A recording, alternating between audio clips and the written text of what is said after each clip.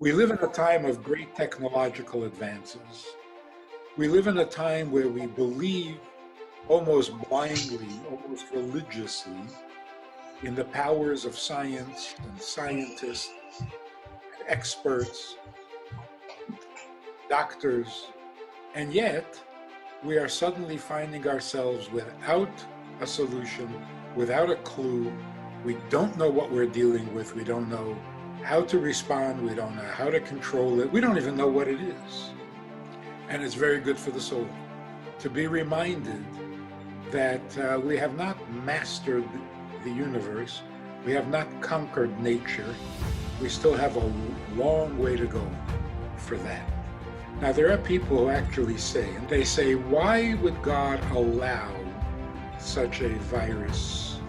Why would God allow such a pandemic? Why would he allow it? What is that suggesting? It's as if some things happen and God intervenes, but then there are other things that happen and God doesn't intervene. Nothing happens unless God makes it happen. Everything that happens for a divine purpose and a divine reason. Otherwise, it cannot happen. Everything we're going to experience is going to be divinely orchestrated for our benefit. The world is shutting down all its practices. What is our schedule made of?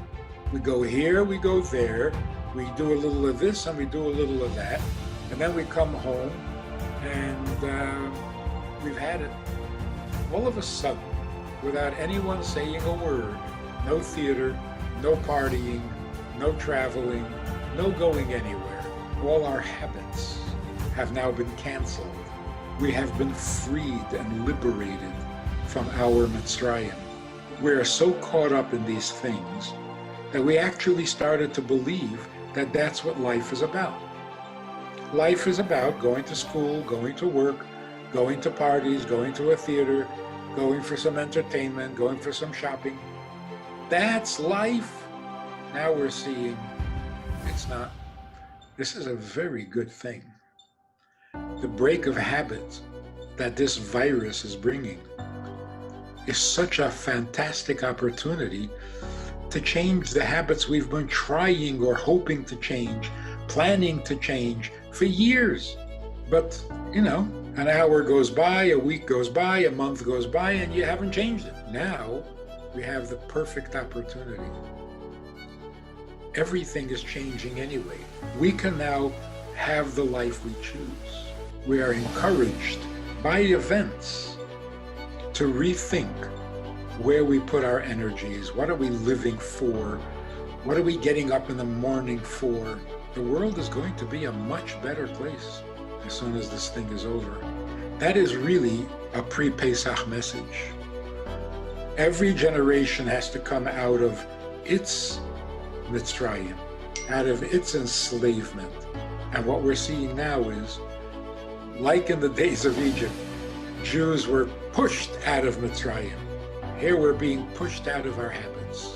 We're not asked, we didn't volunteer, it's being done for us. If we take advantage, if we keep our heads and we see the opportunities, by Pesach time, we can have a much healthier life, a much healthier planet. All assumptions can now be questioned. All habits can now be challenged. All fears can now be dismissed. Were we worried about China? Were we worried about Iran? Were we worried about the price of oil? Boy, we're getting sobered up. Everything is changing. And it is changing for the better. It's a good thing. Not scary at all. Exciting. And we are maturing as a human race. That is a beautiful thing. It's not a warning. It's not a punishment. It's not doomsday. This is going to pass. And we're going to find ourselves in a cleaner, healthier, more noble world, politically, geographically, financially, and personally. So now is the time to think not of ourselves but of others, We have to become more alive, more enthusiastic about our mission and our purpose. We're going to do mitzvahs we've never done before because we're going to have more time. We're going to be home. We're going to become better mothers, better fathers, better husbands, and better wives because we have no choice. Got no place to go.